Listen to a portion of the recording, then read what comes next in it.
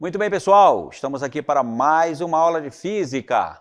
Eu sou o professor Nelson Bezerra e hoje nós teremos uma aula muito especial, é a nossa aula de revisão e de avaliação. É a nossa aula 16. Então, pessoal, vamos à nossa aula.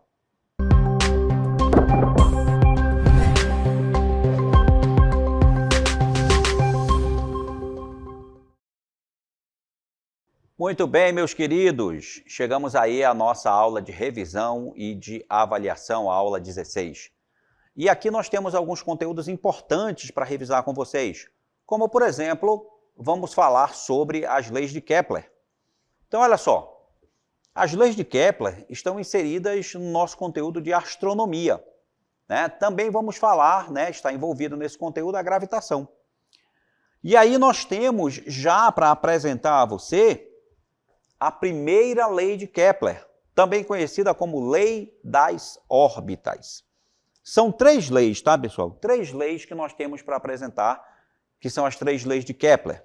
Então, aí nós temos a primeira lei, que diz o seguinte: os planetas descrevem órbitas elípticas em torno do Sol, que ocupa um dos focos da elipse.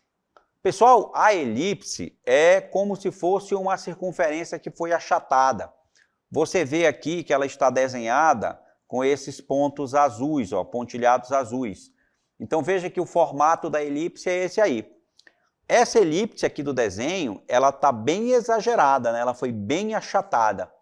Mas a elipse real, a qual a Terra descreve o seu movimento ao redor do Sol, ela não tem uma excentricidade tão grande. A gente chama esse achatamento de excentricidade. Então, a excentricidade da elipse real com a qual a Terra descreve seu movimento ao redor do Sol, ela é quase uma circunferência, pessoal. Ela é tão suave que é quase uma circunferência. Isso confundiu muito Kepler antes de enunciar a primeira lei. Ele só consegue, então, enunciar essas leis depois que ele consegue as anotações de Tycho Brahe, que era um astrônomo que tinha umas anotações muito interessantes sobre a órbita dos planetas ao redor do Sol. A partir desse momento, Kepler, então, compreende, ele abandona o modelo circular, porque ele por muito tempo, achava que a órbita dos planetas era um círculo perfeito, ou seja, uma circunferência. Mas depois que ele vê as anotações de Tycho Brahe, ele abandona esse modelo, que é uma circunferência, e admite, então, que a órbita seria elíptica, certo? O Sol fica em um dos focos da elipse, o Sol é o foco é um desses pontos próximos aqui das pontas, né, da elipse, tá, pessoal? Então, essa é a primeira lei. A primeira lei afirma que todos os planetas, eles descrevem órbitas elípticas ao redor da estrela, e a estrela, ela se posiciona em um dos focos da elipse. Nós temos aqui já o nosso exemplo, o exemplo número 1 aí desse conteúdo das leis de Kepler, que faz referência exatamente à nossa primeira lei. Diz assim, ó, de acordo com a primeira lei de Kepler, as órbitas dos planetas que se movem em torno do Sol são... Aí nós temos as 5 alternativas. Letra A, elípticas, ok. Com grande excentricidade, aí, pessoal, grande excentricidade não, né? Eu acabei de falar anteriormente que a excentricidade, ela não é tão grande. Letra B, elípticas, ok.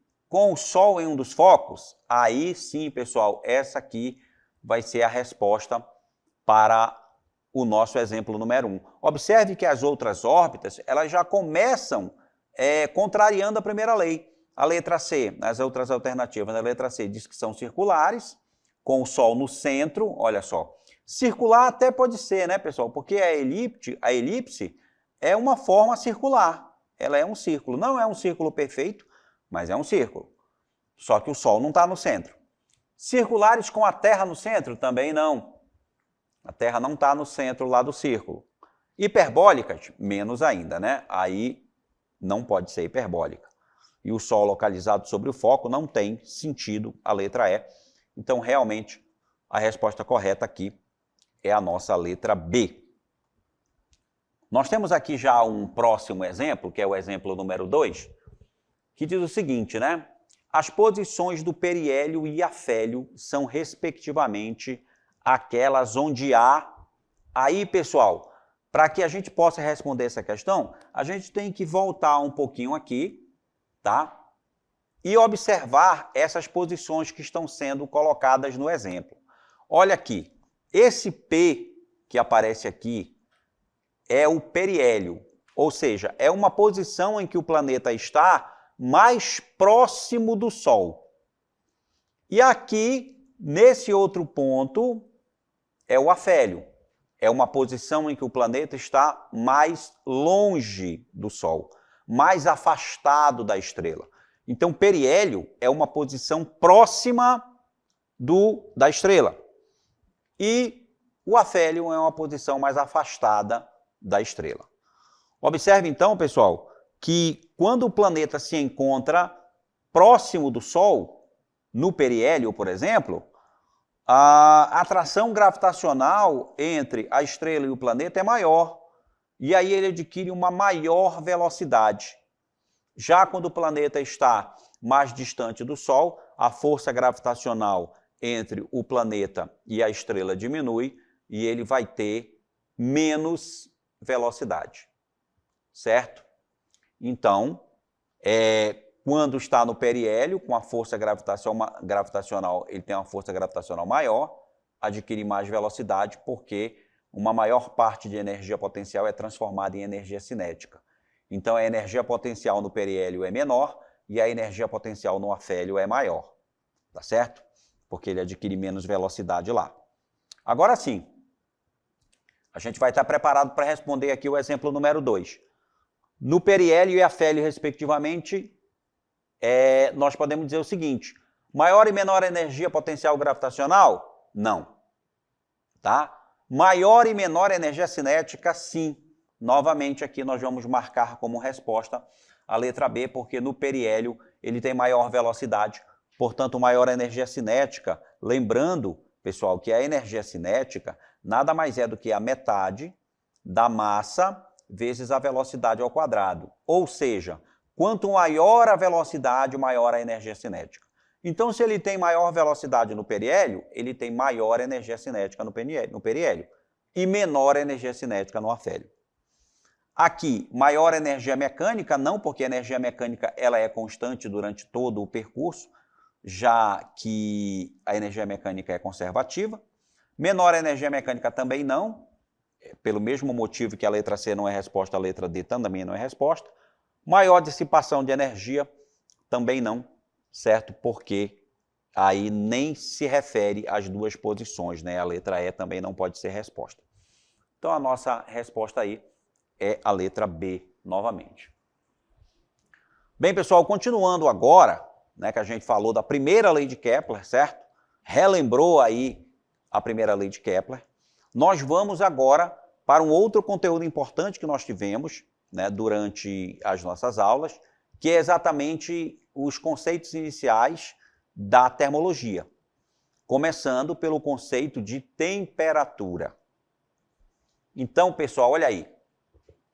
Conceito de temperatura. A temperatura, gente, é o nível de agitação das moléculas de um corpo. Quanto mais agitadas estiverem as moléculas do corpo, maior temperatura ele vai ter. Então, eu associo o conceito físico de temperatura com a energia cinética das partículas que constituem um corpo. Você deve se lembrar que um corpo é constituído por átomos, e os átomos se juntam para formar as moléculas. Então, todos os corpos que nós conhecemos na natureza são formados por átomos e moléculas. E existe lá uma agitação, né, dessas partículas. Essa agitação, o grau de agitação dessas partículas, me dá o conceito de temperatura. A gente tem aqui uma animação para mostrar para você, para que a gente possa entender. Veja aí que nós temos esse sistema isolado, onde as partículas estão vibrando em uma certa velocidade e a temperatura está em zero. Quando a temperatura aumenta ou quando a agitação das partículas aumenta, a temperatura também aumenta na mesma proporção. Veja que como aumentou a agitação das partículas, aumentou também a temperatura. Então, temperatura é o grau de agitação das partículas, das moléculas de um corpo, tá, pessoal? Esse é o conceito físico para a temperatura. Apesar de que a gente mede temperatura de forma indireta. A gente mede temperatura não medindo a agitação das moléculas, mas medindo o efeito que essa agitação causa nos corpos, como, por exemplo, a dilatação, é um desses efeitos. Também como o princípio básico aí da calorimetria e da termologia, a gente tem o conceito de calor, né? Calor e temperatura estão intimamente ligados, mas não têm o mesmo conceito físico. Calor, pessoal, é uma forma de energia. Então, veja bem, conceito de calor, energia térmica em movimento de um corpo de maior temperatura para um corpo de menor temperatura. E isso aqui é importante, tá, pessoal? Além de você entender que calor é uma forma de energia, é a energia térmica, esse fluxo de calor, ele depende da diferença de temperatura entre os corpos. Veja que o calor, ele sempre se manifesta do corpo mais quente para o corpo mais frio. Então, veja aqui, pessoal, eu tenho dois corpos aqui nessa figura, em que a temperatura do corpo A é maior que a temperatura do corpo B, e aí o calor ele vai fluir do corpo A para o corpo B. Olha a setinha aqui, é o fluxo de calor, o fluxo de energia. E isso acontece naturalmente, certo? O calor ele sempre se manifesta do corpo mais quente para o corpo mais frio, e caso os dois corpos fiquem com a mesma temperatura, eu tenho que o fluxo de calor se interrompe, ele se cessa. Juntamente com esses princípios importantes, eu tenho o conceito do equilíbrio térmico. O equilíbrio térmico acontece quando dois ou mais corpos com temperaturas diferentes entram em contato e depois de um determinado tempo ficam com a mesma temperatura. E aí a gente tem também uma animação aqui para exemplificar para você essa questão do equilíbrio térmico, né? Aí a gente vai ter na animação a água quente, a água fria, e quando eu misturo as duas, rapidamente o equilíbrio térmico acontece, fazendo com que a temperatura fique a mesma para a mistura, e eu consigo então a água morna, certo? Nem quente, nem fria. Por quê? Porque quando acontece o equilíbrio térmico, a água quente cede energia para a água que está fria, porque está com maior temperatura. E aí a água fria esquenta um pouco, a água quente esfria um pouco, e eles entram em equilíbrio térmico, porque agora eles vão ter a mesma temperatura, os dois líquidos misturados, aí no caso a água, né? Então é isso, pessoal, o equilíbrio térmico é quando dois corpos ficam com a mesma temperatura, né? Quando entram em contato entre si. E aí, como a gente está falando de temperatura, nós vamos falar também das escalas termométricas, começando pela escala Celsius. A escala Celsius ela foi construída em 1742 pelo físico e astrônomo sueco Anders Celsius, que adotou para o ponto de fusão do gelo, que é aquela temperatura em que a água vira gelo ou o gelo vira água, ele adotou para esse ponto o valor 0. E para o ponto de ebulição da água, ele adotou o valor 100.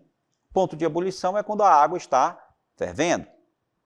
A escala Celsius ela é a mais utilizada em todo o mundo, inclusive aqui no nosso país, inclusive no Brasil. Tá certo, pessoal?